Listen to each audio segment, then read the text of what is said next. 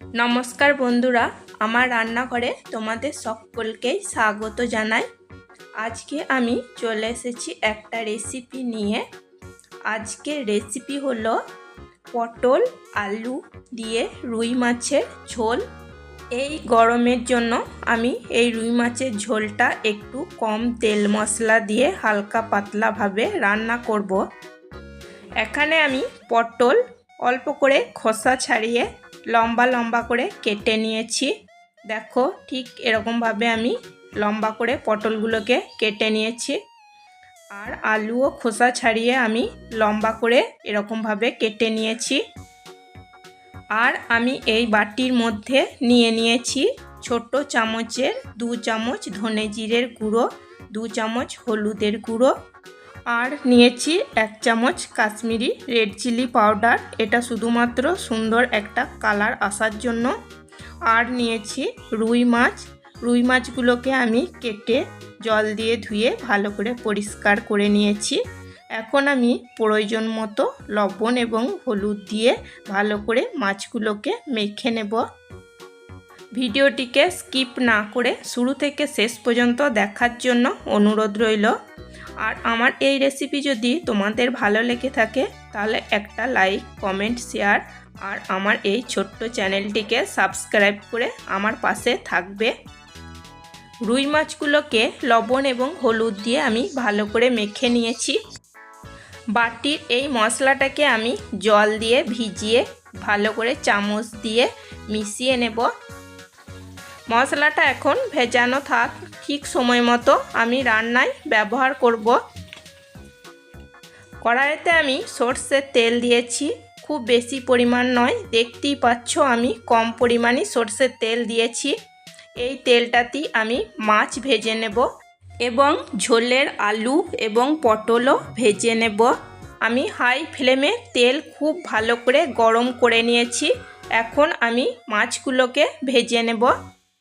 মাছ ভাজার আগে তেল খুব ভালো করে গরম করে নিতে হয়, না হলে নিচেতে লেগে যেতে পারে এবং মাছগুলো সব ভেঙে যেতেও পারে। এটা তোমরা সকলেই জানো। নিচের দিকগুলো একটু ভাজা হয়ে গেছে, এখন আমি উল্টে দেব। উল্টে পাল্টে মাছগুলোকে আমি ভেজে নেব। গ্যাসের ফ্লেম হাইতে রাখবো। মাছগুলোকে আমি খুব বেশিও না আর খুব কমও না, সেরকমভাবে ভেজে নিয়েছি। মাছ ভাজা হয়ে গেছে, নামিয়ে নেব।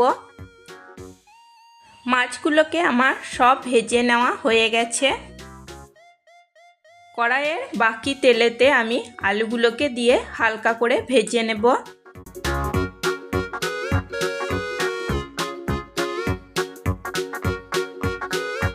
আলু ভাজা হয়ে গেছে, নামিয়ে নেব। এখন আমি পটলগুলোকে ভেজে নেব।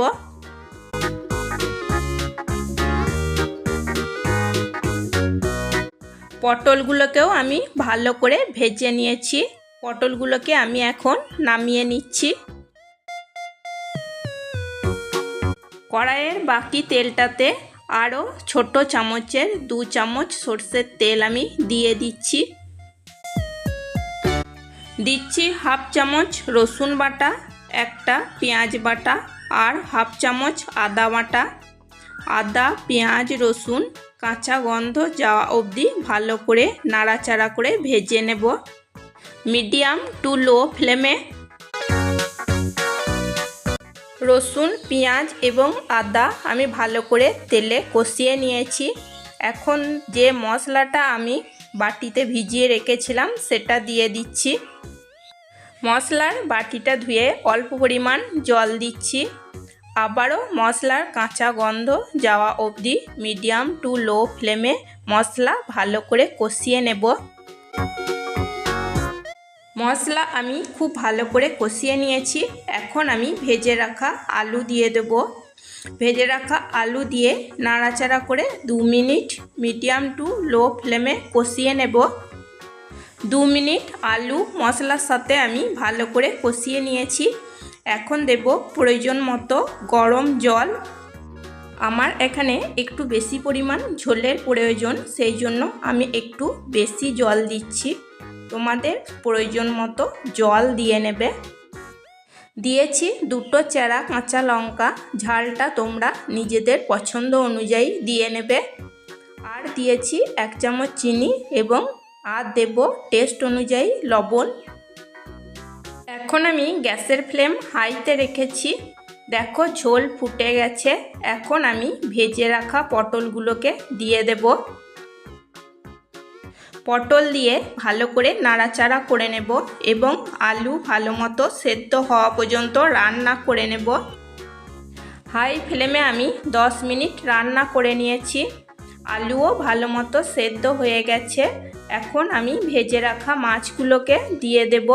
মাছ দিয়ে গ্যাসের ফ্লেম হাইতে রেখে আবারও 2 মিনিট রান্না করে নেব।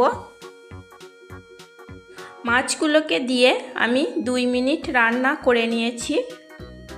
এখন দেব 1 চামচ সানরাইজের শাহি গরম মশলা ভালো করে ঝোলের সাথে মিশিয়ে নেব।